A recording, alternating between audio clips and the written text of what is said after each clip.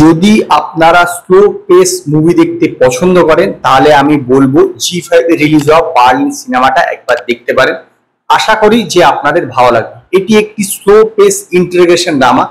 এই যে পুরো সিনেমাটা এতে দেখানো হয়েছে যে বিভিন্ন যে সরকারি যে বিভিন্ন ইন্টেলিজেন্স ব্যুরোগুলো থাকে তাদের দুজনের মধ্যে যেসব দ্বন্দ্বগুলো থেকে থাকে এবং তার ফলে তারা কিভাবে অনেক ডকুমেন্টস ধামাচাপা দেয় এবং বিভিন্ন লোককে মার্ডারও করে ফেলে, সেইটাও এখানে বেশ ভালোভাবেই দেখানো হয়েছে। তো এই সিনেমার গল্পটা হচ্ছে 1993-তে যখন সোভিয়েত ইউনিয়নের প্রেসিডেন্ট এর ইন্ডিয়াতে আসার কথা। তো সেই সময় একটি লোককে বার্লিন বলে একটি রেস্টুরেন্ট থেকে গ্রেপ্তার করা হয়, তার নাম অশোক কুমার। তো তাকে গ্রেপ্তার করে ব্যুরোরা। তো তাকে ইন্টারোগেশন করার সময় তারা বুঝতে পারে যে সে ডাম অ্যান্ড ডিফ, মানে সে কথাও বলতে পারে না এবং শুনতেও পারে না, মুখ বধির। তো সেই জন্য একজন এই সাইন ল্যাঙ্গুয়েজের টিচারকে ডাকা হয়, সেই রোলটা করেছে অপার শক্তি খুরানা। তো সে এসে ইন্টারোগেশনটা করে মানে তাদের হয়ে ব্যুরোর হয়ে। তো সেই ইন্টারোগেশনে যে পুরোটা এটি হচ্ছে এই সিনেমার গল্পটা, সে কিভাবে সে ইন্টারোগেশন করছে এবং ইন্টারোগেশনের ফলে কি কি কি তথ্য উঠে আসছে সেটি হচ্ছে এই পুরো সিনেমাটাতে।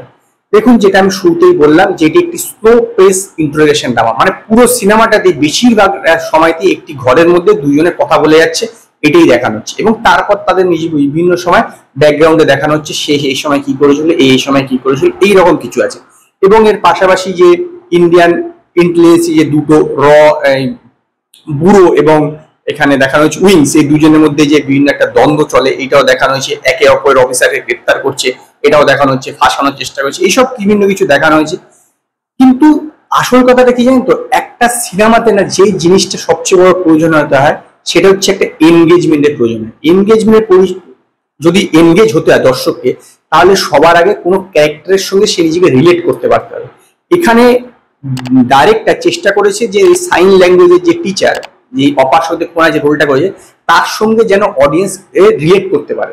কিন্তু বিষয়টা হচ্ছে না, কেউ কোনো ক্যারেক্টারের সঙ্গে আপনি কোনো রিলেট করতে পারবেন এবং এতে এন্টারটেনমেন্ট একদম নেই, কোনো রকম সাসপেন্স বা থ্রিল এই বিষয়টা কিন্তু কখনোই আপনার ফিল হবে না। সবসময় একটা শান্ত স্বভাবে একে অপরের সঙ্গে কথা বলছি এরকমই মনে হবে, এর বেশি কিন্তু কখনোই আপনি ফিল করতে পারবেন না। শুধুমাত্র অভিনয় দিয়ে কোনো একটা সিনেমাকে টানা যায় না, তার জন্য একটা টেনশন ক্রিয়েট করতে হলে, এই জাতীয় সিনেমাতে একটা টেনশন ক্রিয়েট করতে, একটা থ্রিল ক্রিয়েট করতে হয়, সেইটাই ক্রিয়েট করতে কিন্তু ডাইরেক্টর ব্যর্থ হয়েছে।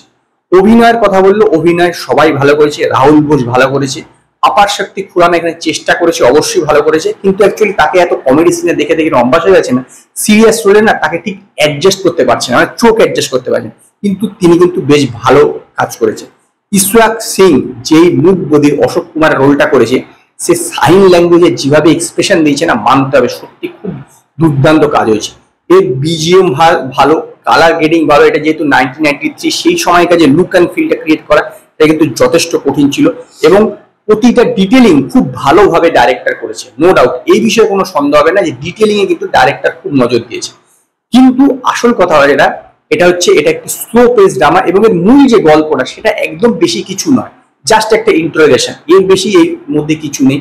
এবং সেই জন্য না অতটা একদমই যে কোনো একটা লোকের ভালো লাগবে না। হ্যাঁ, যারা একমাত্র এই স্লো পেস মানে স্লো পেস ড্রামা দেখতে পছন্দ করে তাদেরই ভালো লাগতে পারে, অন্যথায় কারোর কিন্তু ভালো লাগেনি। ইভেন আমারও এই সিনেমাটা সেরকম ভালো লাগেনি এবং সেই কারণে আমি বার্লিন সিনেমাটাকে 5-এর মধ্যে 2 স্টার দেবো। যদি আপনারা জি5 বার্লিন সিনেমাটা দেখে থাকেন তো আপনারা আমায় কমেন্টে জানাবেন আপনাদের এই সিনেমাটা কিরকম লেগেছে। যদি আপনাদের এই ভিডিওটি পছন্দ হয় ভিডিওটিকে লাইক করুন, কমেন্ট করুন, শেয়ার করুন আর নতুন আপডেটের জন্য আমার চ্যানেলকে সাবস্ক্রাইব করুন।